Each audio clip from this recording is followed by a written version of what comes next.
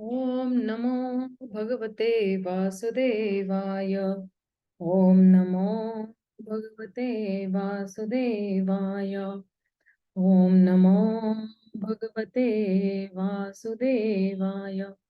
Narayanam Namaskrityam Nara Chaiva Narottamam Devim Saraswatim Vyasam Tato Jayam Mudinaye नष्टप्रायेषु अभद्रेषु नित्यं भागवत सेवया भगवती उत्तम श्लोके भक्तिर्भवती नैष्टिकी कृष्णाय वासुदेवाय देवकी नंदनाय च नंदगोपकुमाराय गोविंदाय नमो नमः. Hare Krishna, dear devotees. So today we are starting with the 9th chapter. Prabhupada titles this chapter as Answers by Citing Lord's Version. So, in the previous chapter, Parikshit Maharaj has asked a series of questions to Srila Shukdev Goswami. And Parikshit Maharaj inspires also Srila Shukdev Goswami to speak.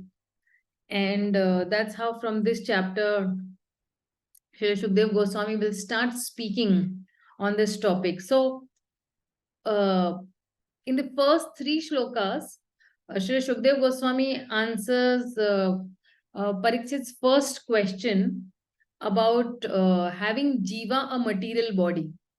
How come the Jiva has a material body? The relationship of the Jiva with this body. Is it real or is it Maya? Is it unreal? What it is? So let's just dive into the chapter and see.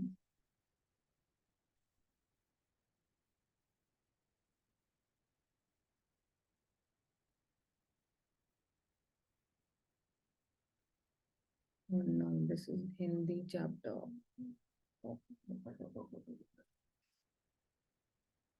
Just give me 1 second. Quickly, I'll open the chapter. I beg apologies for that. I thought that this was Hindi only open. Yeah, we are going to this. So, Srila Shukdev Goswami starts speaking.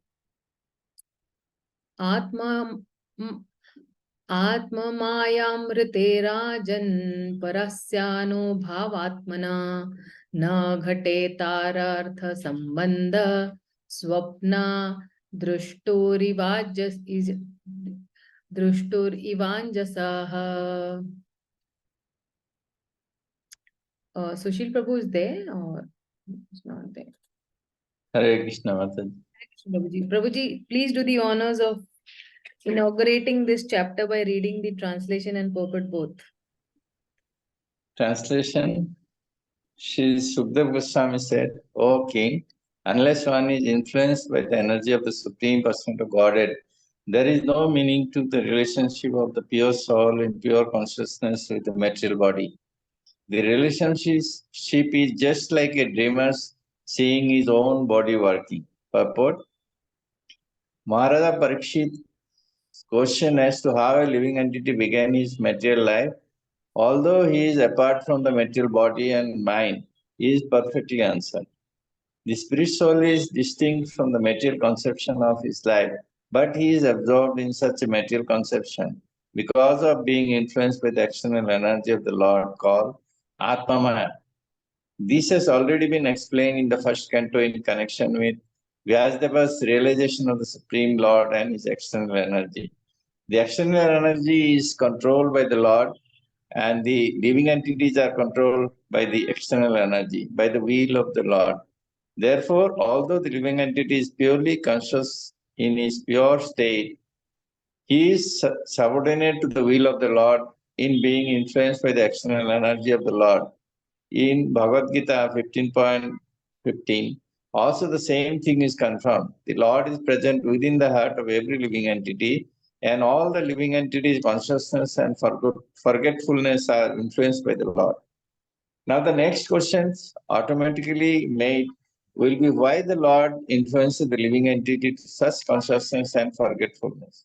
The answer is that the Lord clearly wishes that every living entity be in his pure consciousness as a part and parcel of the Lord, and thus be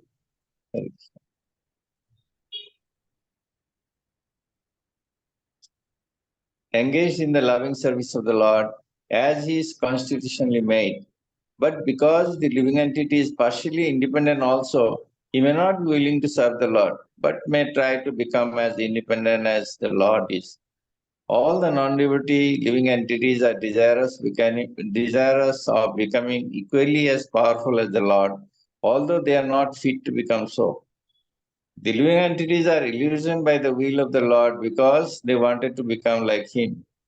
Like a person who thinks of becoming a king without possessing the necessary qualifications, when the living entity desires to become the Lord himself, he is put in a condition of dreaming that he is a king. Therefore, the first sinful will of the living entity is to become the Lord, and the consequent will of the Lord is that the living entity forget his factual life and thus dream of the land of utopia, where he may become one like the Lord. The child cries to have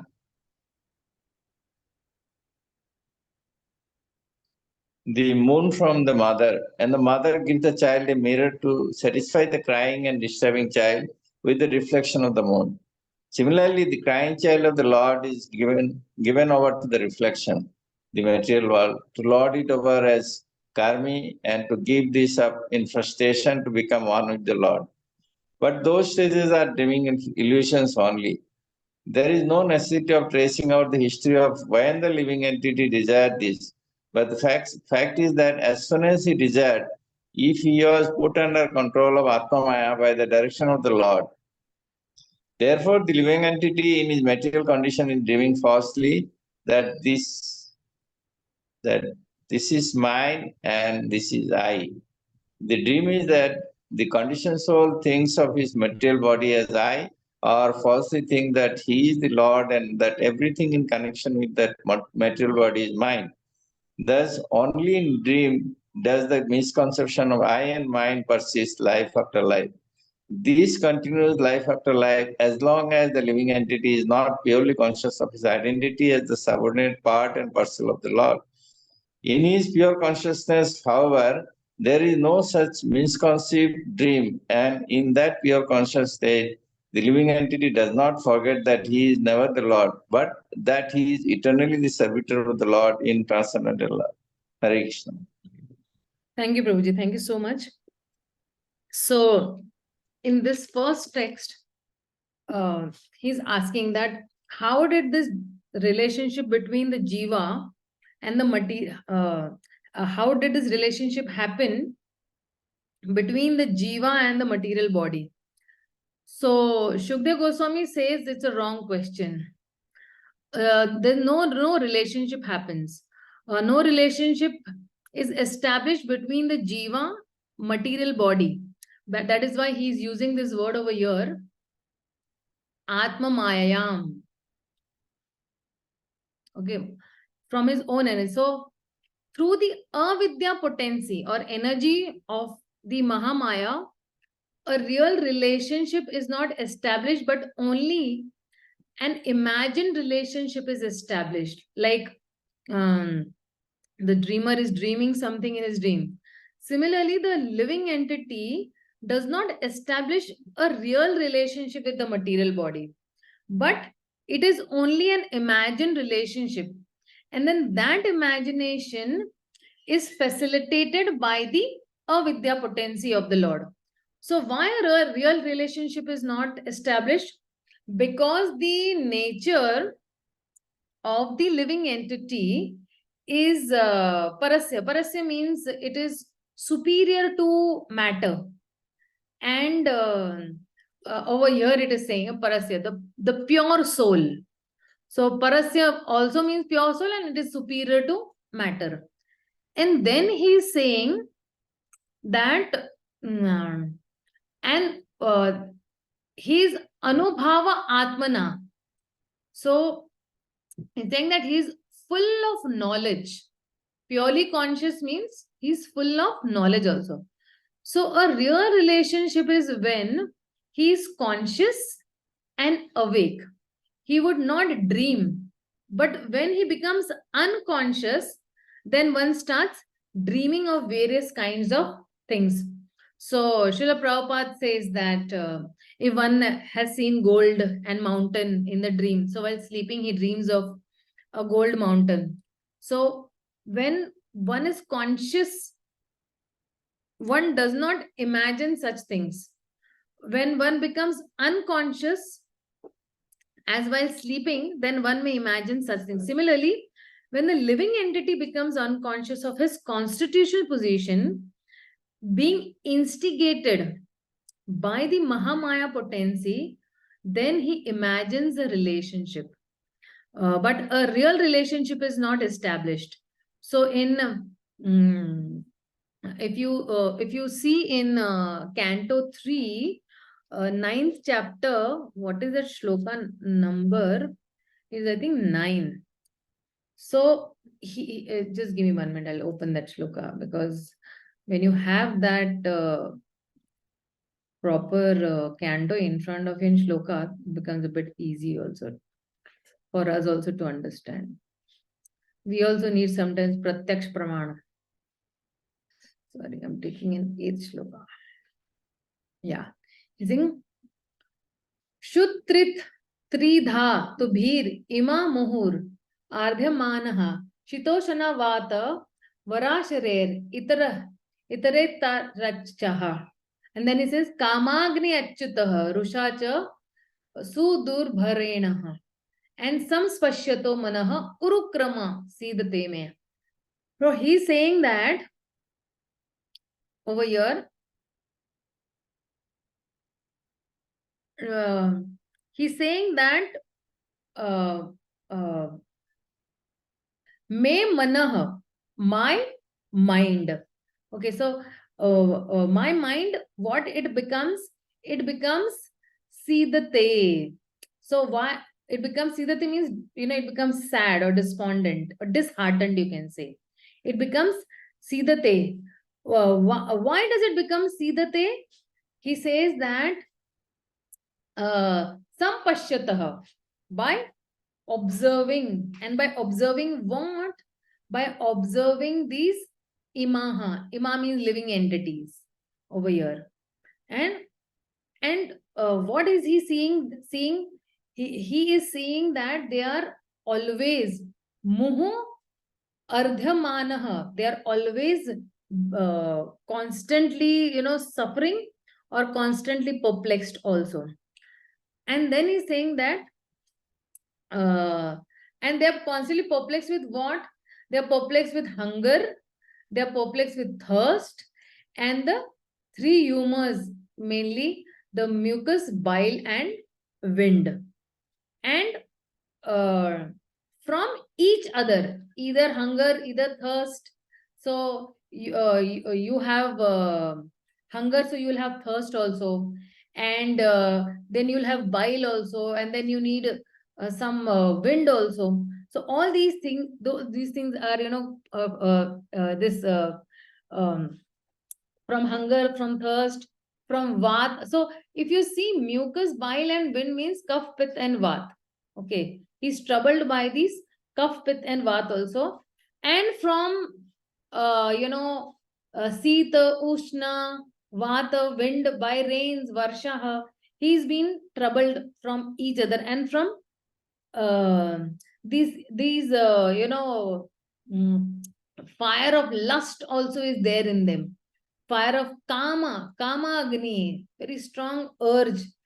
And there is completely raga also. There is anger also in that. So rusha, sudur bharena.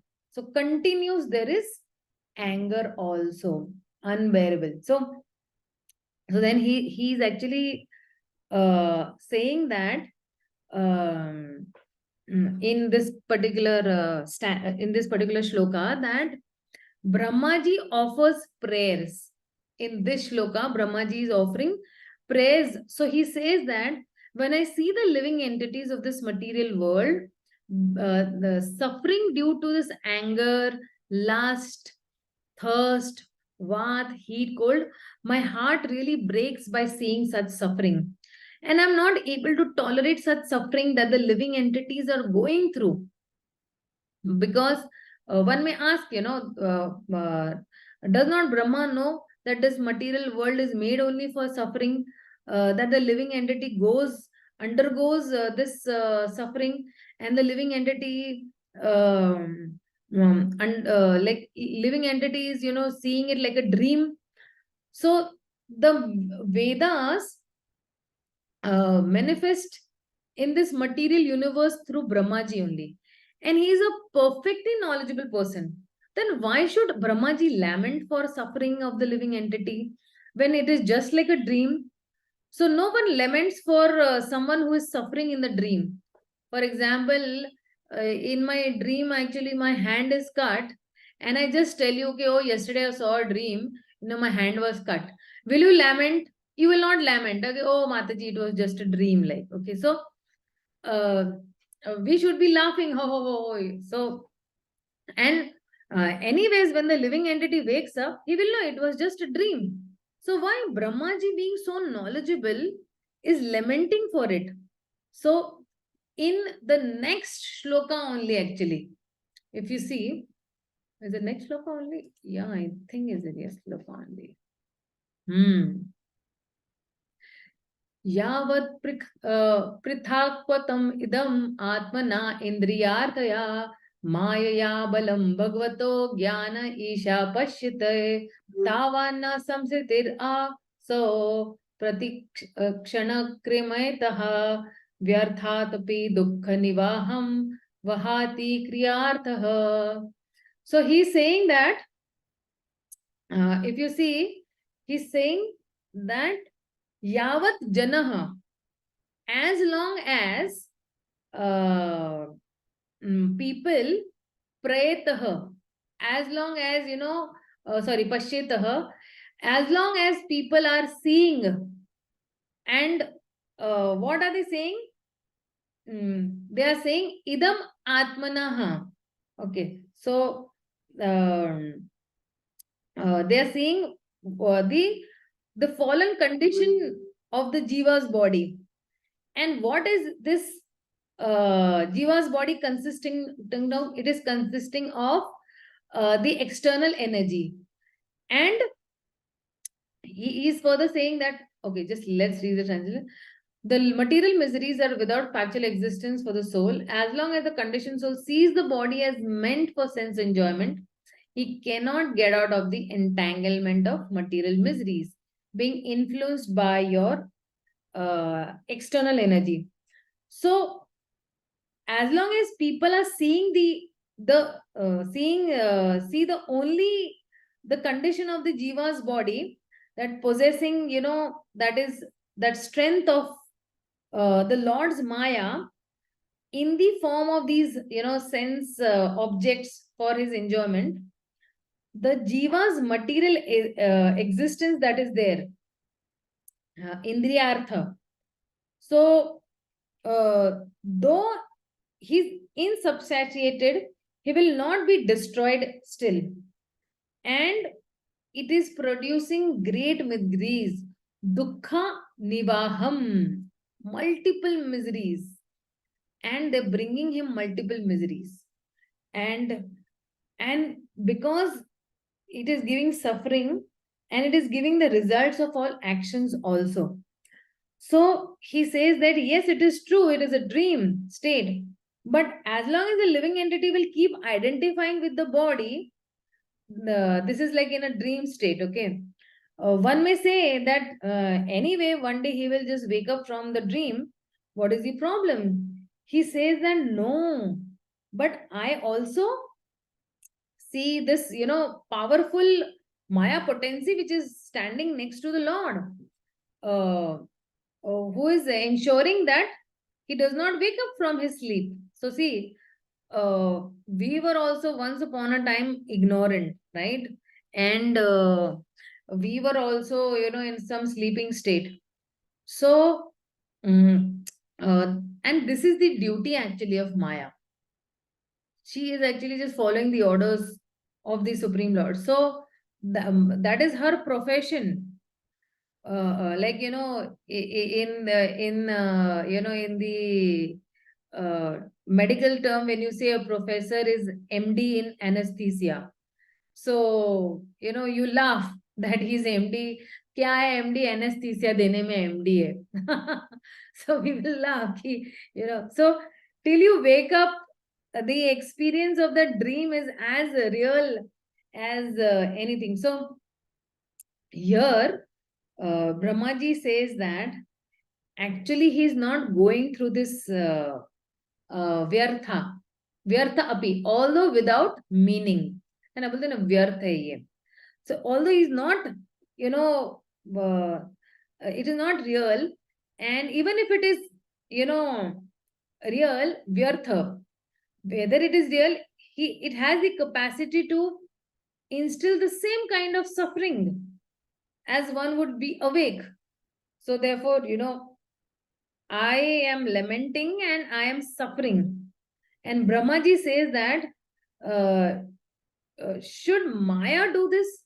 Why can't she just wake up that particular person? Oh, you're sleeping, get up, get up, get up. So if you see in this Canto 3, there is a description of a particular living entity during the time of pralaya, dissolution that happens, where everybody enters into the body of Mahavishnu. So the living entity's gross and subtle body at the time of dissolution or pralaya, they are stripped, and he stays in the body of Karnodakshaya Vishnu and waits till the time of creation, where the Lord recreates everything again, or creation happens again. So the living entity, for a moment, he wakes up and he sees that, oh, there is no gross body and subtle body. And all the while, he has been identifying with his gross body and subtle body. So he thinks, I am dead. I am dead. I am dead. मैं मर गया. And then he thinks, I am dead now. How? So if I'm dead, how am I thinking? Then he realizes that no, I'm not dead. All this while, I have been identifying with the gross and subtle body. And that gross body and the subtle body is not there right now. I am actually a pure spirit soul, Satchit Ananda.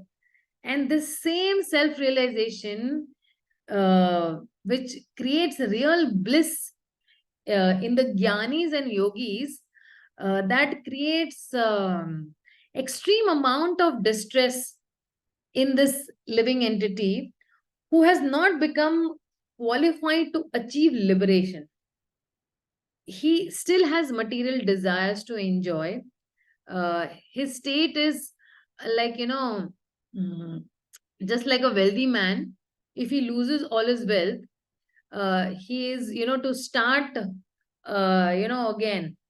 So now the question arises that even if you wake up, that person means stripping the gross body and subtle body, and you have to tell him. So you are not, you have to start from A, B, C again. Oh, you are not this gross body, you are not this subtle body. And he is thinking, how unfortunate. He will not think, wow, so blissful, and when, blissful that when one gets that realization, prematurely.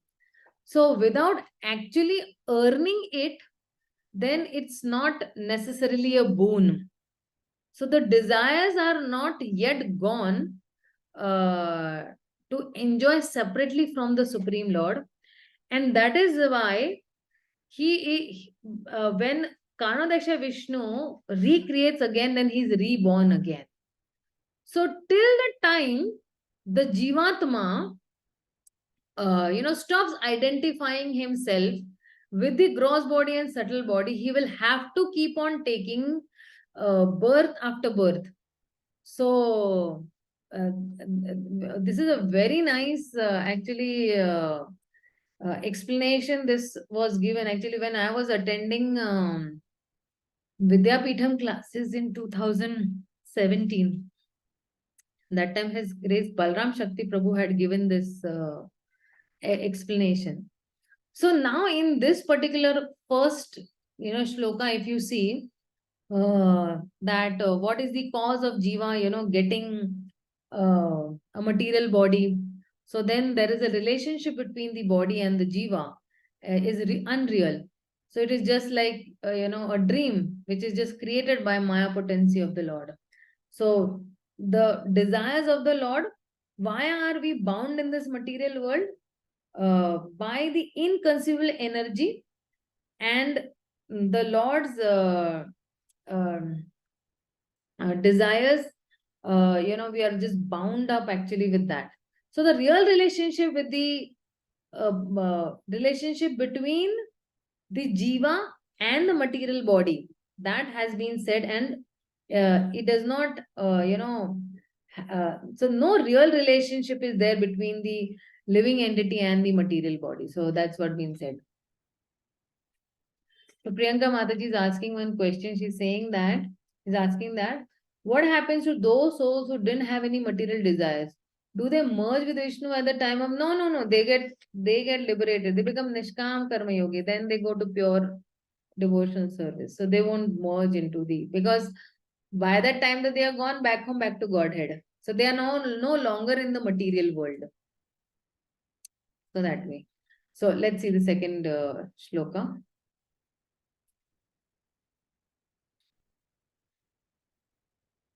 I'm sorry, the first 2-3 shlokas, we actually set the scene for the whole chapter, and that's why it took a little longer to go through this first shloka.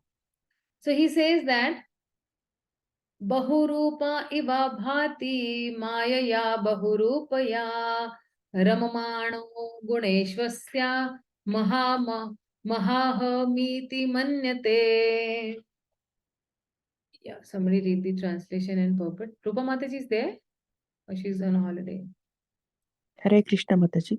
Oh, you're there. Welcome, Mataji. Welcome. Yeah, read. Translation. The illusioned living entity appears in so many forms offered by the external energy of the Lord.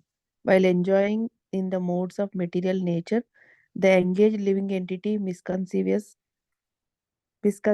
thinking in terms of I and mine. Purport.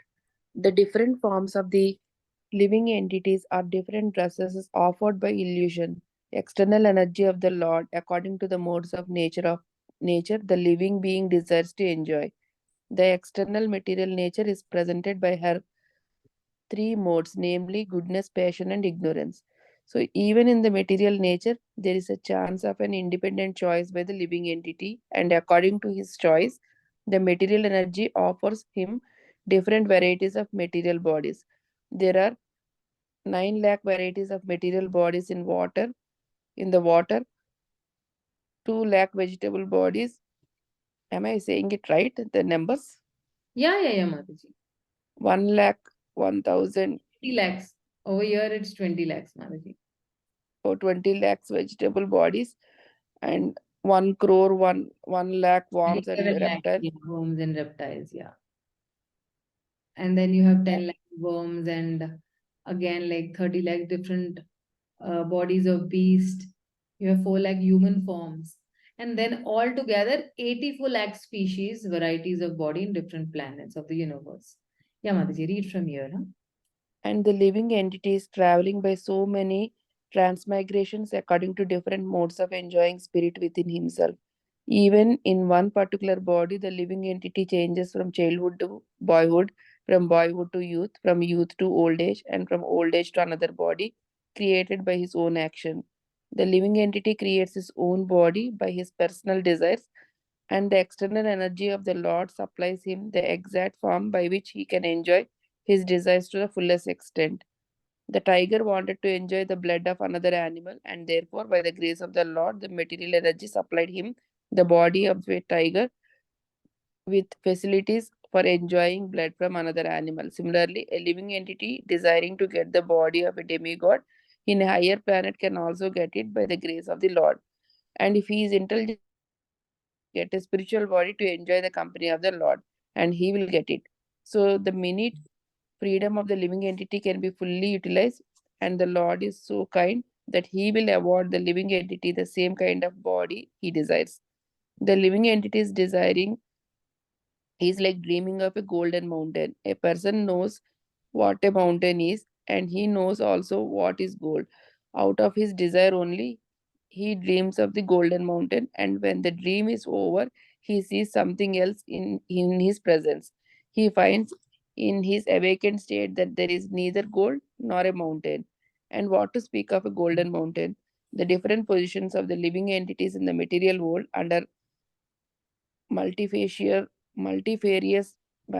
manifestations of body are due to misconception of mine and I. The karmi thinks of this world as mine, and the gnani thinks everything. I am everything. The whole material conception of politics, sociology, philanthropy, tourism, etc., conceived by the conditioned souls, is on the basis of the misconceived I and mine, which are products of a strong desire to enjoy material life. Identification with the body and place where the body is obtained under different conceptions of socialism, nationalism, family affection, and so on and so forth is all due to forgetfulness of the real nature of the living entity, and the whole misconception of the bewildered living entity can be removed by the association of Sukadeva Goswami and Maharaj Parikshit, as all this is explained in Śrīmad-Bhāgavatam. Hare Krishna. Hare Krishna. Mataji, while I'm reading, I have a question, but sometimes it is referred as her and sometimes his. Why, Mataji? Hell? Her. The external material energy is represented by her three modes, and later on it says somewhere his, when they're explaining his own body. The living entity creates his own body by his personal desires. Yes. So see, actually, the three modes are created by the Supreme Lord only. The original creator is the Supreme Lord. But it's just that because under the influence of Maya, then the living entity is thinking that whatever is there, it's mine only over here. Everything is going into me and mine over here. Fine. So while enjoying in the modes of material nature, this living entity is actually, he's engaged, and he is actually thinking in terms of I and mine. Okay. So if you see, after having this anesthesia of this gross and subtle body, how does this living entity react? So the jiva appears to be in many forms. Like, Bahu Rupa, he's saying over here, right? Saying that Bahu Rupa. So he has multi-forms. And certainly when the jiva becomes attached through Maya, because this variety of, varieties of living entities. So, and he has even different dispositions also. So this jiva is enjoying from time to time, and he's enjoying this Maya also. And having given the gunas, he thinks in terms of mine, I and mine. So who has given these gunas? Maya has given him these gunas. And he's thinking in terms of I and mine. And he's also thinking that uh, uh, that all this is real for me. So when he'll become free from these gunas, then he'll stop thinking in terms of I and mine, and then he will remain detached. Means the jiva gets, when he gets attracted to the Lord, then he becomes free from this illusion, maya. That okay. So then then the next question will be, okay, there is one question in the chat box. Let me see. My question is, why those pronouns her and his is used? The living entity creates his own body by his own personal desires. And the external energy of the Lord supplies him the exact form by which he can enjoy his desires to the fullest. Here, her is used. We call Maya as her because she's a female. Okay. And the living entity is called his. So, generally, if you see with these pronouns, the living entity, it will be considered as his only over here because they want to distinguish. If both the pronouns will be female, then the readers might get confused that अरे ये her Maya के बारे में बात करे living entity. So at least one of them has to be his. The living entity has to be his, and then the Lord's external entity Maya has to be her. That way. Yeah, these 4 like human forms, they are classified on the base of your desires only.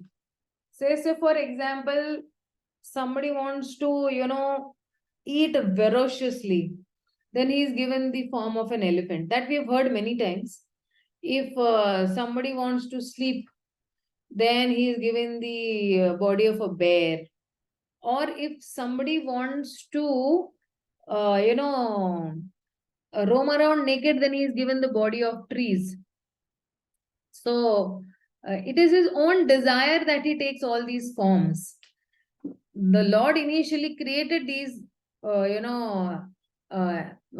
forms, and even these human forms that you are asking, Prabhu.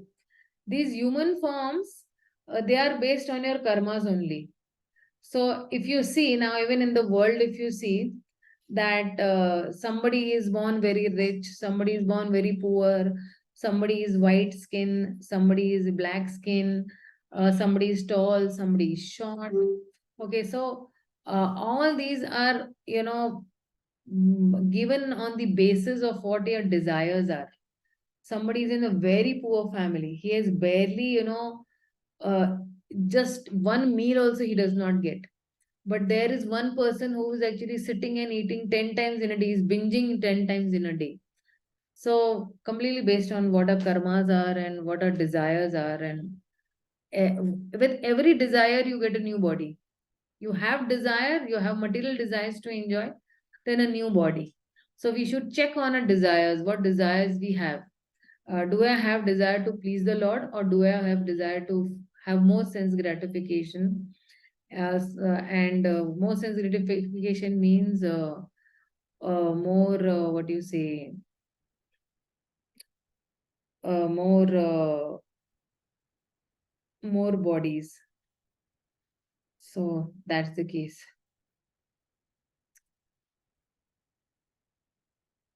Okay, we'll go to the next, third shloka. So then the question is that how to get out of this dream state? How will I get out of this? Very important shloka this is. Yarhi vava mahimni swe parasmin kalamayayo rameta gata sammohasta rameta gata sammohas tyaktvo dasate tobhyayam.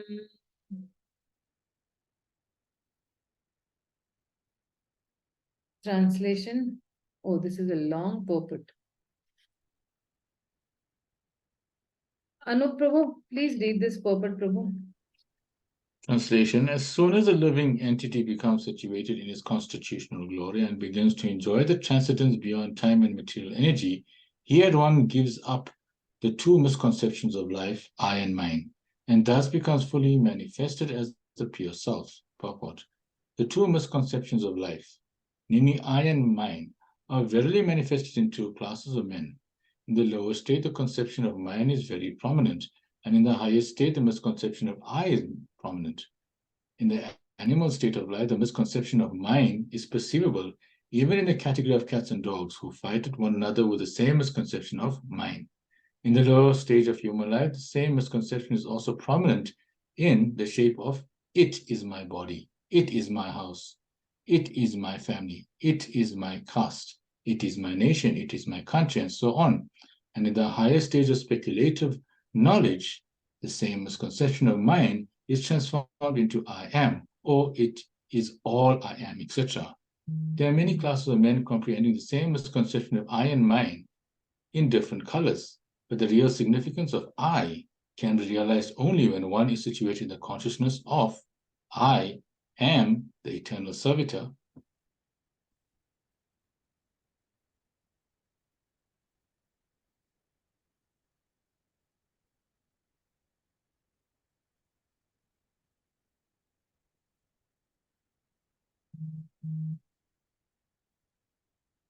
Priyanka, will you just, share this screen on your laptop? Is it possible?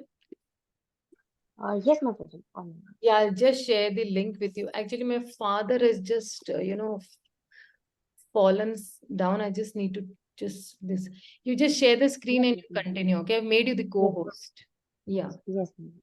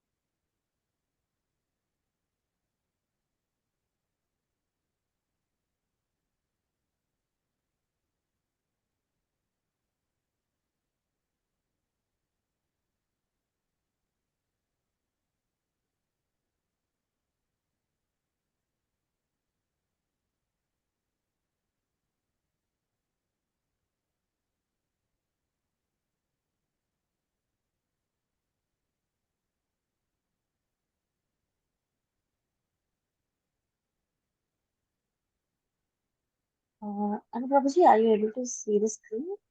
Yes, I can see it.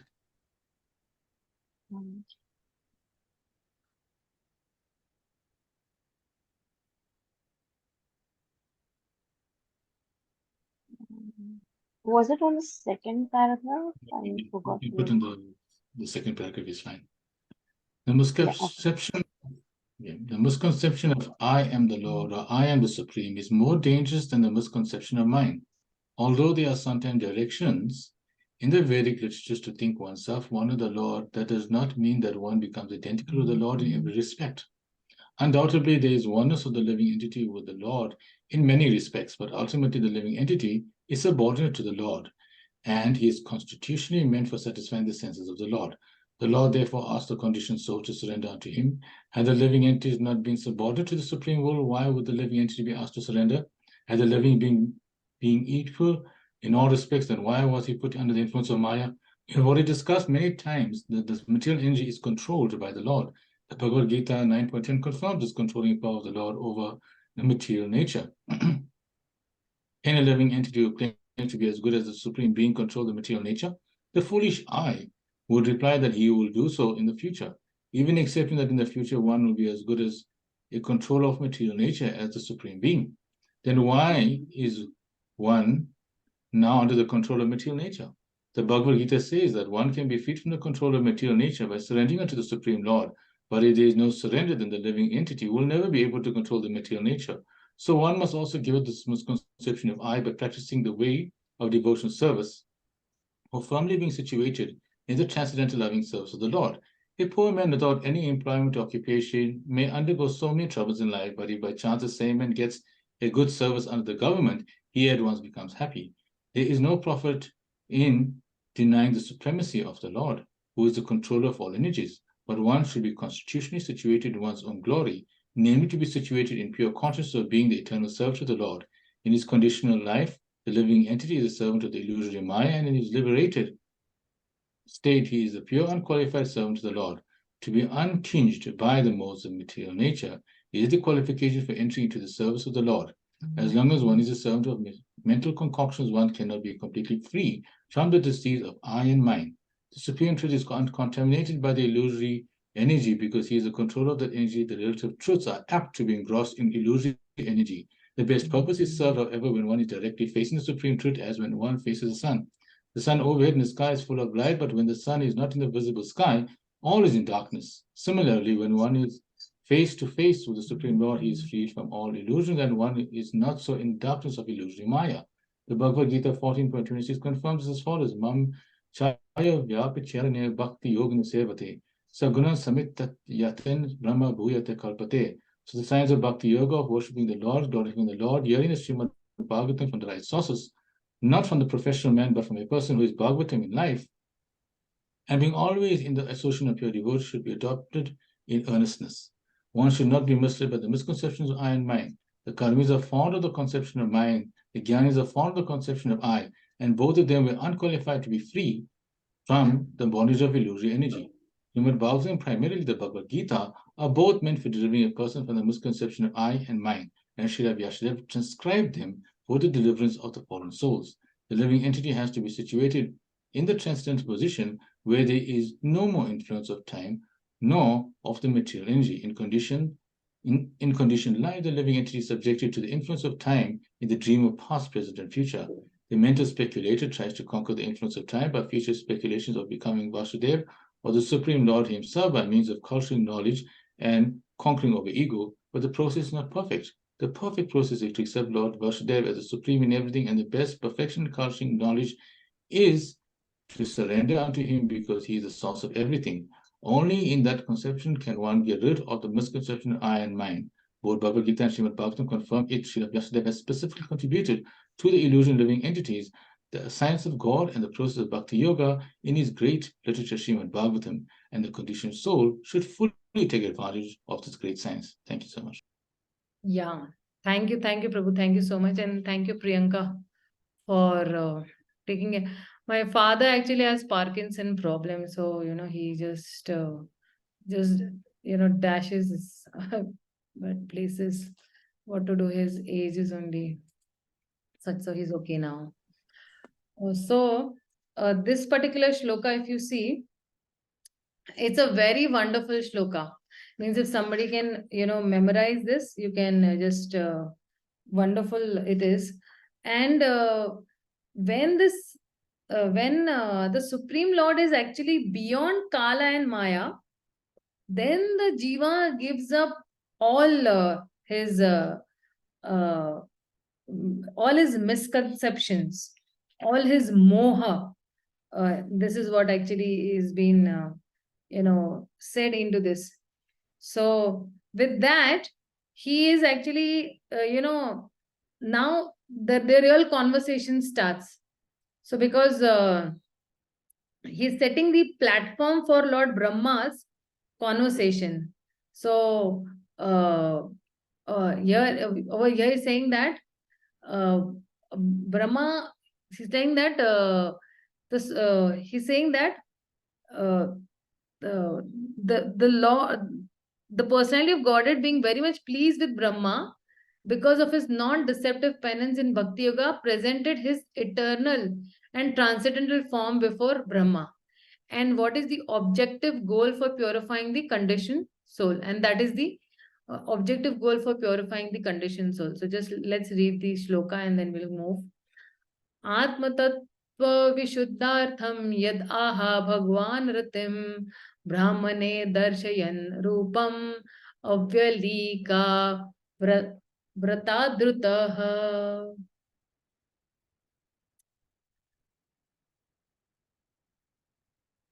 Yeah. Priyanka, you only read this text for. Yes, Mahāprabhu. Hare Krishna. O King, the personality of Godhead being very much pleased with Lord Brahma because of his non-deceptive penance in Bhakti Yoga, presented his eternal and transcendental form before Brahma. And that is the objective goal for purifying the conditioned soul. Purport: Atma Tattva is the science of both God and the living entity. Both the Supreme Lord and the living entity are known as Atma. The Supreme Lord is called Paramatma and the living entity is called the Atma, the Brahma or the Jiva. Both the Paramatma and the Jivatma, being transcendental to the material energy, are called Atma. So, Shukadeva Goswami explains this verse with the aim of purifying the truth of both the Paramatma and the Jivatma. Generally, people have many wrong conceptions about both of them. The wrong conception of the Jivatma is to identify the material body with the pure soul, and the wrong conception of Paramatma is to think him on an equal level with the living entity. But both misconceptions can be removed by one stroke of Bhakti Yoga.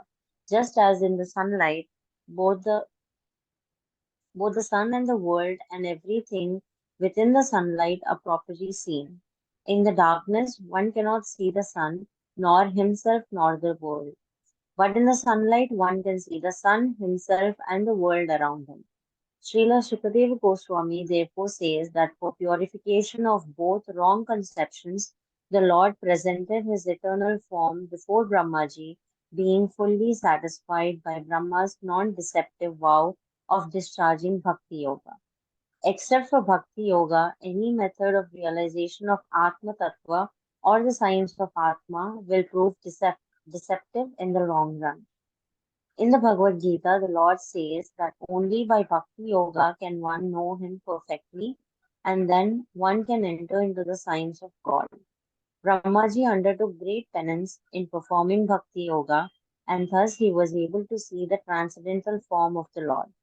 His transcendental form is 100% spiritual, and one can see him only by spiritualized vision after proper discharge of tapasya or penance in pure Bhakti Yoga. The form of the Lord manifested before Brahma is not one of the forms with which we have experience in the material world.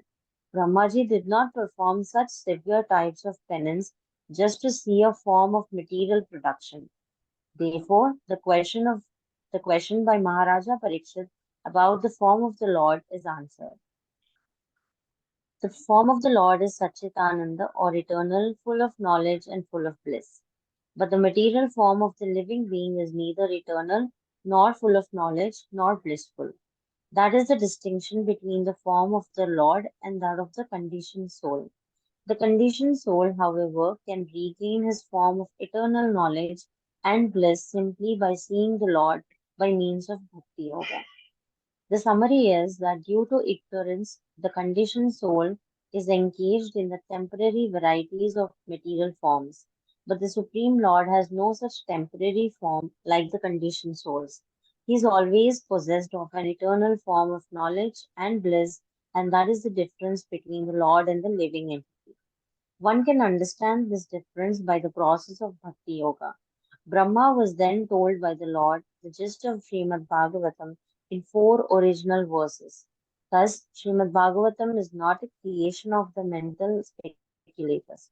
The sound of Śrīmad-Bhāgavatam is transcendental, and the resonance of Śrīmad-Bhāgavatam is as good as that of the Vedas. Thus, the topic of the Śrīmad-Bhāgavatam is the science of both the Lord and the living entity.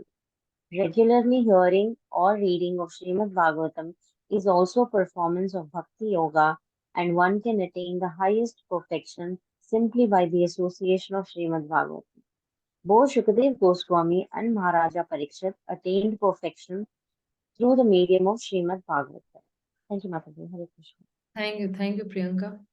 So, in this 4th shloka, the answer to Parikshit Maharaj's second question in the 8th chapter has been answered. That what is the difference between the Lord and the Jiva is being answered in the difference between the Lord and the Jiva. So, in this 4th shloka, he's answering the question that the Lord's body is transcendental and the Lord's body is manifested by his own internal potency. Whereas the Jiva's body is a manifestation of Lord's external energy. That has been answered in shloka number 1 and 2 in this chapter. That what is the difference between the Lord and Jiva's body? So, and the next he says that, so if you see the living entity, when he's illusioned with, me and mine and all, and he identifies himself with his body. So Brahmaji is setting this platform so this is actually a setting platform for Brahmaji's conversation, that who is that personality, who is that Lord, who is Kala, who is Maya, who is beyond time, and with whom we will establish a relationship. So, and how can we overcome Maya? How can we overcome time? So Shukdev Goswami is going to tell us the story of Lord Brahma himself only, who saw the Supreme Personality of Godhead beyond time and Maya both. So the difference between Brahma's body and the Supreme Lord's body is been actually, if you see, it's been actually answered in this particular shloka, that uh, the Lord's transcendental body is manifested by his internal potency, and the Jiva's body is a manifestation of Lord's external energy. So that's what he's saying. Let's see the fifth one. So with the fifth shloka, he says that because Brahma is the first person who has been created by the Lord. So what is his position? Sa adi devo jagatam paro guru. So paro guru. Adi devo is the first of the demigods, jagatam, of this particular material universe, and is paro guru. He is the first spiritual master that is there. Swadhishyanam asthaya Sishrukshayetakshatah tamnadhya gacchada drisham matra sammataha prapancha nirmana vidhiryaya bhavetah. So yeah, read. Vrinda is not there today, or Vrinda is not there for many days. Okay. Vinita Mataji, read. Translation and purport both. Hare Krishna Mataji. Lord Brahma, the first spiritual master, supreme in the universe, could not trace out the source of his lotus seat, and while thinking of creating the material world, he could not understand the proper direction for such creative work, nor could he find out the process for such creation. Forward. This verse is the prelude for explaining the transcendental nature of the form and the abode of the Lord. In the beginning of Śrīmad-Bhāgavatam, it has already been said that the supreme absolute truth exists in his own abode without any touch of the deluding energy. Therefore, the kingdom of God is not myth but actually a different and transcendental sphere of planets known as the Vaikunthas. This will also be explained in this chapter. Such knowledge of the spiritual sky far above this material sky and its paraphernalia can be known only by dint of devotional service or bhakti yoga. The power of creation by Lord Brahma was also achieved by bhakti yoga. Brahmaji was bewildered in the matter of creation, and he could not even trace out the source of his own existence. But all these knowledge was fully achieved by him through the medium of Bhakti Yoga. By Bhakti Yoga, one can know the Lord, and by knowing the Lord as the Supreme, one is able to know everything else. One who knows the Supreme knows everything else. That is the version of all Vedas. Even the first spiritual master of the universe was enlightened by the grace of the Lord. So, who else can attain perfect knowledge of everything without the mercy of the Lord? If anyone desires to seek perfect knowledge of everything, he must seek the mercy of the Lord, and there is no other means. To seek knowledge on the strength of one's personal attempt is a sheer waste of time. Hare Krishna Mataji. Yeah, so knowledge can only be stolen or covered by uncontrolled senses. And the spiritual knowledge that is there, then that can, can never change. But material knowledge definitely, will keep on changing. So, if you see, a very nice example of Brahmaji is being given in, because when he is created, the first, imagine, on the very first day of his, you can say, initiation, he gets 5 things. You can say it's like pancha samskaras he gets. So on the first day, he gets the power to do tapasya. He gets this mantra also. He realizes that mantra also. Then he knows on which deity I have to meditate on. Then he's getting this pundra also, tilak also. And then he's getting this service also. Dasan also he's getting. So when he's getting all these pancha samskaras, on the very first day realizing, like for example, I've been initiated from past 25 years and no realization till date. And here is Brahmaji. Of course, I cannot compare myself with Lord Brahma. He's a very high living entity and a very pure devotee of the Supreme Lord. But here is like, that Lord Brahma, on the very first day, he realizes I have to do tapasya. And on my first day of my initiation, I was just happy getting a new name at that point of time, because I was in my teens when I got initiated. So I was very happy that my material name, I never used to like my material name anyways. And here I've got a new name where people will call me by the Supreme Lord's name itself. But a little later did I understand that, oh, there is a suffix added to it, which is called Dasi. And that Dasi is, that suffix has been added because I'm supposed to serve the Lord and not just enjoy the name that has been given. So even during initiation also, I was actually speaking this in one of my IDC classes. So the spiritual master, he gives you a name according to your psychophysical nature. And when he is giving a name, that name, actually when he's giving the name, he's giving you this service also with that name. So what activity will you do with that particular name? So what are your activities? What will be your form? Because see, even the devotees have a spiritual, you can say external form. I'm not talking about a Satchidanand form, but at least in this material world, how will you carry yourself as a devotee?